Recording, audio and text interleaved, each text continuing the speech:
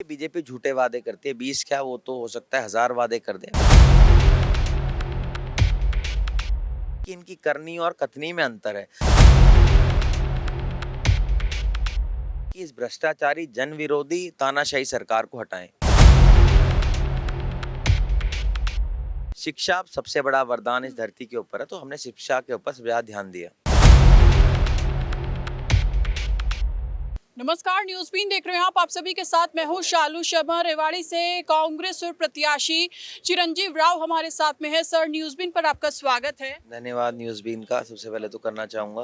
आप घूम रहे हैं जगह जगह, क्या माहौल अभी देख रहे हैं? देखिए, कांग्रेस पार्टी के प्रति रुझान पूरे रेवाड़ी विधानसभा में तो है ही, पूरे प्रदेश के अंदर कांग्रेस पार्टी की हवा चल रही है। लोगों ने जो पिछले 10 साल का कार्यकाल बीजेपी का देखा, आज बेरोजगारी, भ्रष्टाचार और महंगाई से पूरा प्रदेश त्रस्त है और आने वाले समय के अंदर लोग बदलाव के लिए वोट करेंगे। आप विधायक भी रहे हैं, तो क्या चुनौतियां अब आपके सामने हैं आने वाले समय में?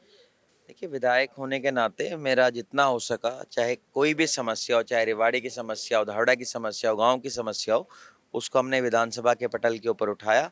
आने वाले समय के अंदर इन सभी का समाधान करना मेरा कर्तव्य बनता है और हम हमारा कर्तव्य को बखूबी निभाएंगे। पहले हमने बहुत काम इस इलाके के अंदर करवाया, जैसे यूनिवर्सिटी आपके पड़ोस में ही आप देखेंगे, हमने कॉलेज बनवाया था खरखड़ा के अंदर, सेक्टर 18 रेवाड़ी में कॉलेज बनवाया, पॉलिटेक्निक, एजुकेशन के हमने अंदर बहुत काम किया, क्योंकि बाबा साहब B.R. अम्बेडकर जी के कहना था कि शिक्षा सबसे बड़ा वरदान इस धरती के ऊपर है, तो हमने शिक्षा के ऊपर ज्यादा ध्यान दिया।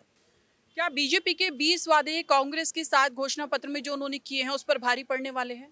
देखिए, बीजेपी झूठे वादे करती है, 20 क्या वो तो हो सकता है 1000 वादे कर दे, पर जनता बहुत समझदार है। उन्होंने बहुत वादे किए थे, 15-15 लाख रुपए हर खाते में देंगे, फिर उन्होंने कहा वो जुमला है, फिर कहा 2 करोड़ रोजगार देंगे। आज रोजगार तो है ही नहीं युवाओं के पास, बल्कि जो खुले हुए उद्योग थे वो धीरे धीरे बंद होते जा रहे हैं। तो बीजेपी के ऊपर कोई विश्वास नहीं है और बीजेपी ने हमारा जो घोषणा पत्र है उसको ही कॉपी किया है।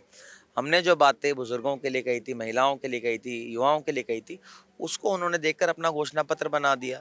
जिनको चीटिंग करके जो काम करता है वो कभी सफल नहीं हो सकता जीवन के अंदर, ये आप भी जानती हैं।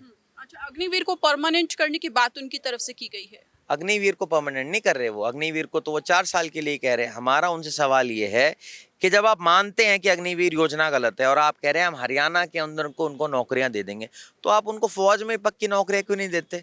इसका मतलब यह है कि इनकी करनी और कथनी में अंतर है। अगर उनको लगता है कि अग्निवीर योजना गलत है तो उसको परमानेंट कर दीजिए। आज आप कहने लग रहे हैं हम हरियाणा के लिए इसको करेंगे। आप उस बात के ऊपर क्यों गलत कदम उठा रहे हैं जो आपका शुरू से लोग कहने लग रहे हैं कि ये गलत है? अगर आपको पक्की नौकरियां स्टेट में देनी है तो वहीं दे दीजिए आप उनको। अच्छा, कांग्रेस का सीएम फेस कौन होगा? इस बात का फैसला तो पार्टी हाईकमांड करेगी, कौन सीएम फेस होगा। आज के समय में हमारा जो चुनाव है वो हरियाणा की जनता लड़ रही है, लोग बीजेपी को हटाना चाहते हैं और सबका एक मत यही है कि इस भ्रष्टाचारी जन विरोधी तानाशाही सरकार को हटाएं। चिरंजीव राव डिप्टी सीएम को लेकर दावेदारी ठोक रहे हैं। नहीं, देखिए, मैंने कोई दावेदारी, एक बार क्योंकि लोगों का मन था कि भाई यहाँ पर विकास नहीं हो पाया पिछले 10 साल में, बीजेपी ने जो काम नहीं किया उसकी वजह से हमने हमारा हक मांगा है। क्योंकि जब हम 10 साल सत्ता के अंदर थे तो यहाँ पर बहुत मजबूत मंत्री थे, मेरे पिता यहाँ मंत्री थे, आस पड़ोस के अंदर 3-4 हमारे पावरफुल मिनिस्टर्स थे जिन्होंने काम करवाया था।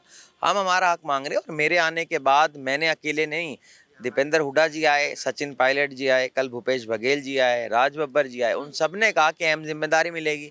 और मैं तो ये कह रहा हूँ कि हमने काम किया है, तभी तो लोग कह रहे हैं अहम जिम्मेदारी देंगे। तो यानी कि जनता का समर्थन इस बार मिल रहा है? वो तो देखो जी, जनता का समर्थन तो मिल ही रहा है, प्यार मिल रहा है, आशीर्वाद मिल रहा है। मैं 2 घंटे देरी से यहाँ, आप भी कह रही थी कि 3 बजे से आप यहाँ पर हैं, उसके बावजूद भी लोग रुके हुए हैं क्योंकि इनको प्यार है, इनको पता है, इनको आशा है, इनको उम्मीद है कि कांग्रेस ही बदलाव कर सकती है। तो क्या संदेश देना चाहेंगे? मैं तो सभी को संदेश आपके माध्यम से ये देना चाहूँगा, बदलाव के लिए वोट करें। आज देश ने बदलाव के मूड में है। अगर बीजेपी ने झूठ ना बोला होता 400 पार का, तो इनकी 240 से भी कम सीटें आती।